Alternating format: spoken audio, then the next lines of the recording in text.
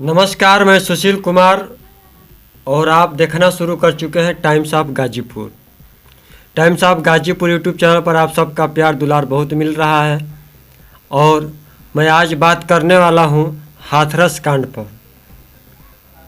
मैं उस हाथरस कांड पर बात करने वाला हूं जो पिछली घटना घटी थी उस पर नहीं, जो अभी फ़िलहाल की घटना करीब 10-11 दिन पहले घटा था। मैं उस पर बहुत ज़्यादा इंटरेस्ट नहीं लेना चाहता था क्योंकि उसके बारे में जो गोदी मीडिया है बहुत ही अच्छी कवर किया और बताया भी। पूरे हाथ धो करके पड़ चुकी थी बाबा के पीछे, लेकिन सरकार के तरफ से, प्रशासन की तरफ से बाबा पर ऐसे किसी तरह का कोई एक्शन नहीं दिखा। हालांकि पुलिस ने भी अपनी सफाई दिया है और जांच में जुटी हुई है। उसमें खबर सुनने में आया कि 121 लोगों की मौत हो चुकी है, वो भी भगदड़ की वजह से। आइए आज मैं इसी के बारे में डिटेल में बातें करना चाहूँगा, उसके बारे में थोड़ी सी चर्चा करना चाहूँगा। और जो हाथरस है वहाँ ऐसे बड़े बड़े कांड हमेशा होते आ रहे हैं। अपने तमाम सोशल मीडिया के माध्यम से, खबरों के माध्यम से हाथरस का आपने सुना है, सुनते रहते हैं। यह भी एक घटना घटी है। मैं थोड़ी सी इसके बारे में चर्चा करना चाहूँ क्योंकि मैंने जो अभी एक बाबा का भंडाफोड़ किया था उस पर एक भाई साहब ने कमेंट लिखा था कि आप उत्तर प्रदेश से हैं तो हाथरस वाले बाबा के ऊपर भी कुछ आप वीडियो दीजिए। तो मुझे लगा कि नहीं, हमें भी बनाना चाहिए। तमाम उनके वीडियो यूट्यूब पर मौजूद हैं। जहाँ तक मुझे जानकारी मिली, मैंने न्यूज़ खबरों के माध्यम से, चैनलों के माध्यम से, पेपरों के माध्यम से मैंने देखा जो वहाँ की सच्चाई, सभी चैनलों पर यही बताया गया कि बाबा का वहाँ कार्यक्रम कई दिनों से चल रहा था, लेकिन जिस दिन यह घटना घटी थी उस दिन बाबा सिर्फ 1 घंटे के कार्यक्रम के लिए गए थे। नारायण साकार हरि जो बाबा हैं, उस बाबा के नाम है नारायण साकार हरि। वो शायद पुलिस से रिटायर हैं और उनको पेंशन भी मिलता है और वहीं पर उनका एक मठ है, आश्रम है, उसी आश्रम में रहते हैं और उनके पास बहुत तमाम तरह की लग्जरी गाड़ियां भी हैं। अब ये उनका है कि किसका है इसकी पूरी पुष्टि नहीं हो पाई है, लेकिन अभी जो पत्रकारों ने लोगों से बातचीत किया उसमें यह पता चला कि बाबा का सिर्फ पेंशन है और कुछ नहीं है। सभी जो है वो हम लोगों ने मिल करके, चंदा दे करके, इकट्ठा करके, संगठन के माध्यम से सब बनाया गया है। बस कुछ नहीं है, सिर्फ पेंशन के अलावा न किसी से लेते हैं, 1 पैसा देते नहीं है, घास का इसका पत्ता भी नहीं चढ़वाते हैं। तो उनके पास पैसा कहाँ से आया? बाबा के खिलाफ बोलने के लिए यदि मीडिया को छोड़ दिया जाए तो मैंने जहाँ तक जानकारी इकट्ठा किया, प्राप्त किए, कोई भी ऐसा व्यक्ति नहीं मिला कि बाबा के खिलाफ बोल सके।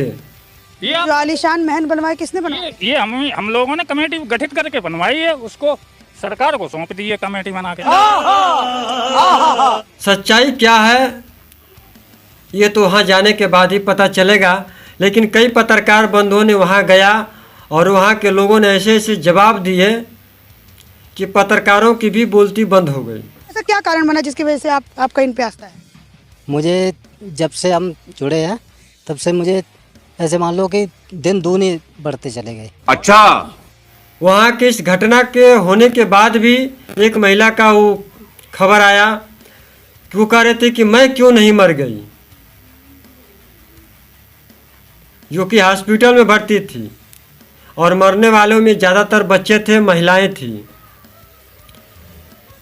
क्योंकि खबर में यह बताया जा रहा था कि जब नारायण साकार अपना कथा कह करके, अपनी प्रवचन को करके जब लौट रहे थे तो एक घेरा बना था, घेरे के किनारे से लौट रहे थे, घेरे के बीचों बीच।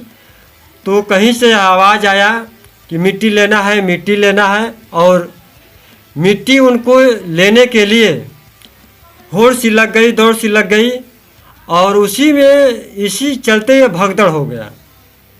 ऐसा लोगों का कहना है, वहाँ के स्थानीय लोगों का कहना है, और तमाम मीडिया का भी यही कहना है। तब इसी में भगदड़ होने की वजह से रोड के जो मेन हाईवे के किनारे यह कार्यक्रम रखा गया था, और हाईवे के किनारे बहुत बड़ा खाई था, उसी में बहुत सारे लोग गिर गए।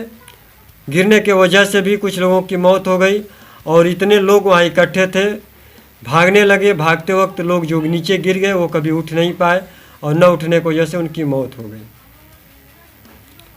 तमाम सारी बातों को देखने के बाद, यह जानकारियाँ इकट्ठा करने के बाद पता यही चलता है कि बाबा दोषी तो नहीं है, क्योंकि बाबा के जाने के बाद यह भगदड़ हुई थी, और इसमें प्रशासन भी जिम्मेदार है। क्योंकि उतने लोगों को इकट्ठा जब हुए तो प्रशासन की भी जिम्मेवारी बनती है कि वहाँ मुस्तैद तैयार रहे, किसी तरह की कोई भगदड़ या किसी तरह की अनहोनी ना हो। कार्यक्रम कराने वाले की भी यह जिम्मेवारी बनती है कि जब इतने लोग इकट्ठा होने वाले हैं तो तमाम घटनाओं को ध्यान में रखते हुए उन्हें सारी समुच्चा व्यवस्था करना चाहिए कि किसी भी तरह के लोगों में किसी भी तरह की कोई भगदड़ ना हो। लेकिन मैं एक बात बताना चाहूँगा कि नारायण साकार जी को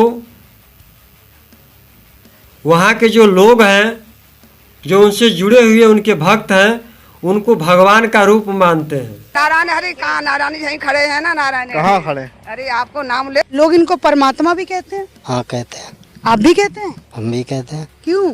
क्यों? वो तो अपनी अपनी आस्था है। बहुत से लोगों ने यह बताया कि हमें उनके चलते बहुत, जब से मैंने उनका उपदेश लिया, उनकी कथा सुना, मैंने उनसे जब से जुड़ा तो हमारे घर में बढ़ोतरी हुई। बहुत सारे हमें काम जो रुके हुए थे वो सब हो गए। जैसे हमारी नौकरी नहीं लगी थी तो हमारी नौकरी लग गई, हमारे घर वालों की उनकी भी उसमें आंगनवाड़ी में लग गई। आंगनवाड़ी वहाँ के जो स्थानीय लोग हैं उनको बहुत मानते हैं, और ये घटना होने के बाद भी उनके खिलाफ कोई बोलने के लिए तैयार नहीं है। तो ये सारी वहाँ की घटनाएं रही है, और बाकी बहुत सारा कुछ विशेष नहीं मिल पाया। हालांकि गोदी मीडिया में बहुत सारा कुछ दिखाया गया उनके बारे में, लेकिन अभी इसकी पूरी जो घटना है इसकी पुष्टि नहीं हो पाई। आइए आगे क्या होता है, जो भी कोई खबरें मिलेगी तो मैं पुनः उस हाथरस कांड के बारे में बताने का प्रयास करूंगा। फिलहाल अभी के लिए इतना ही। वीडियो अच्छी लगी हो तो लाइक कर दीजिए, शेयर कर दीजिए, कमेंट ज़रूर करिएगा, और चैनल को सब्सक्राइब भी करिएगा, क्योंकि इस चैनल के सब्सक्राइब बहुत लोग तेज़ी से घट रहे हैं। क्योंकि मैं अंधभक्तों के लिए नहीं, जिनकी आंखें खुली हुई है, जो कुछ पाना चाहते हैं, कुछ अच्छाइयाँ चाहते हैं, कुछ समाज में अच्छाइयाँ लाना चाहते हैं, मैं उनके लिए वीडियो ले आता हूँ और मैं उन्हीं के लिए काम करता हूँ। बस अभी के लिए इतना ही। नमस्कार, जय भारत।